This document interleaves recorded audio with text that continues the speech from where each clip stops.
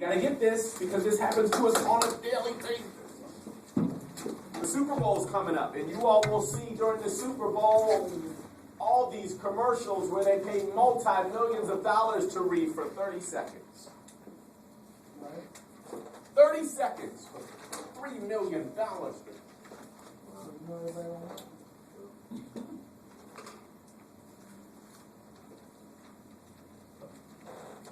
Why do we have sentimental feelings when we see certain objects? Because they remind us of something else. What's that? They remind us of something else. Good. There we go. Talk like a clinician, young lady. It reminds us, or we associate it with. Watch this. Watch this. Watch this. If I came to class and I gave Constance an hour later, she would have a different response than if I came to class and gave her 12 dozen roses. You guys with me? Yes. I'm setting up my computer, not knowing what I'm doing. She's in here all the time. You want an apple? You like green apple? Girl, let me give you an apple. She's going to have a different response than if I come in.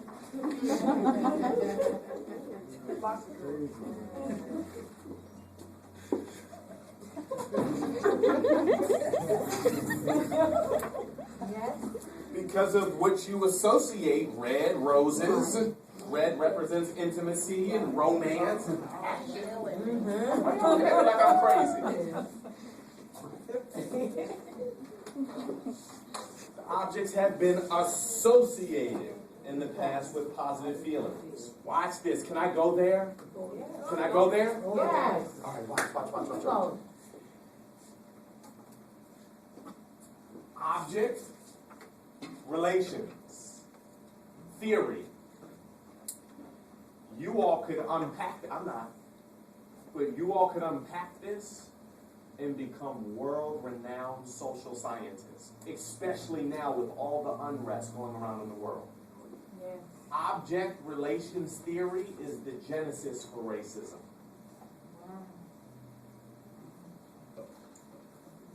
Something happened to someone, somebody saw something, they overgeneralized, watch this, and the object or the incident, the experience, created a relationship.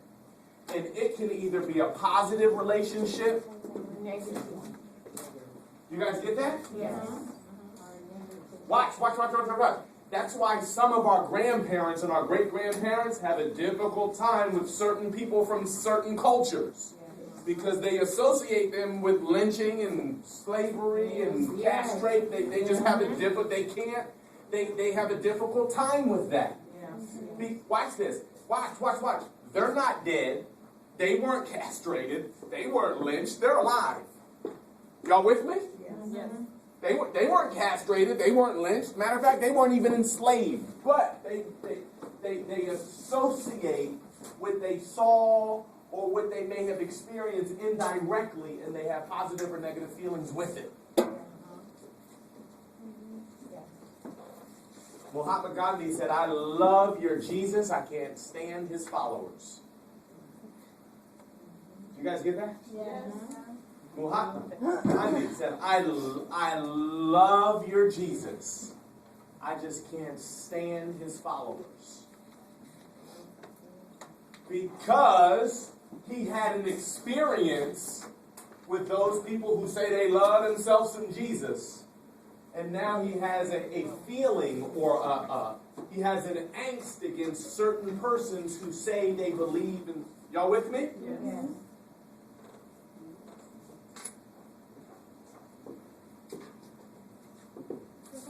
Yes. Absolutely. Good point. This object can be anything that creates a feeling. Y'all with me? You get that? The object is just an experience, an episode, an incident that impacts you, and now you had a response to it. What happens is we then begin to discriminate, stereotype, and generalize because of a specific individual experience, and now we say as human beings, all of them do that. They all act like that. All and every. We need to be careful with those words. Yes. That's true. All and every. I can help. I can do some. I can do some relation. I can hook you up with some free relationship counseling right now. The second you go to a place with your boyfriend, girlfriend, husband, or wife, and you, baby, you always do that. You missed it. You always, no, he doesn't always do that. He does it a lot. Most of the time. Here's a better way to introduce this to your significant other. I don't like it when you do this. Don't quantify, don't measure. Just, I don't like it when you have a tendency to do this.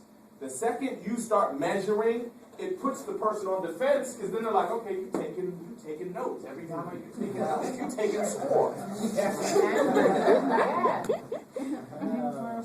So just say, honey, you have a tendency to do this, and it really bothers me.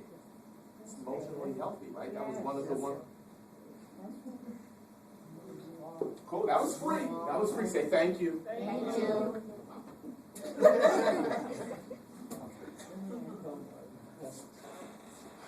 String music. Bob likes string music. He likes himself some string music. Okay, he has a positive response to it. He does. Bob likes string music. Okay, and so watch. Then there's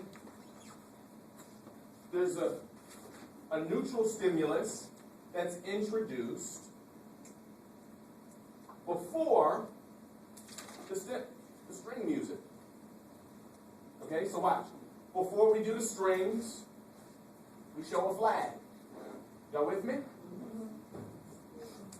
Is he smiling?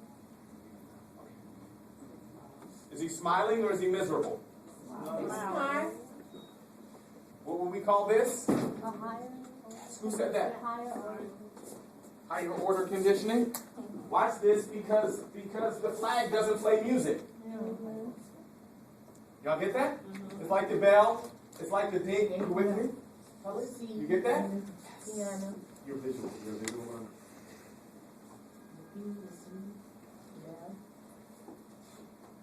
So now you can take away the music and show the associated stimuli. He's excited. Look at Bob.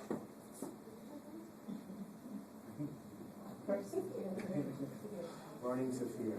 A person can learn to fear just about anything if it is paired with something that elicits pain, surprise, and embarrassment. Watch this.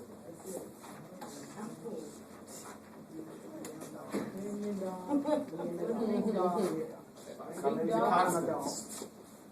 And I get down on one knee. And I have behind my back a dozen red roses. Daphne, and then I take the roses out and hit her.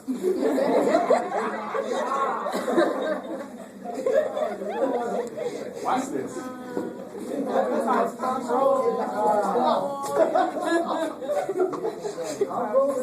On Thursday, Professor comes in and does the same thing. What do you think she's going to do? She's going to go like this. Oh, you know already. You heard. So learning to fear. Anything can be conditioned, basically, is the point. You with me? Anything can be learned. Watch. Can I go there?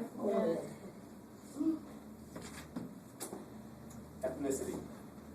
Which ethnicity you told me? Yeah, which ethnicity? Yeah, I know, but specifically, she said Latino, like I don't know you're Hispanic. Where specifically? El Salvador. Come up here. Come on. Okay. Once upon a time, she was engaged to Professor. And then, like, right before the wedding, I got cold feet and ran. and left her all by herself. What oftentimes we do, we generalize and we stereotype, and now she'll never date a young black man again. All because of Professor Kobe. Professor Kobe stood her. Watch. Where are you going? Okay. Watch. So that would be a negative response to the experience. You guys with me? Yeah. Okay. But let's say, I was just a wonderful human being that just treated her wonderful during the honeymoon and after. And 10 years into the marriage, she was just still loving herself some professor. She has a little sister. And she calls her little sister and says,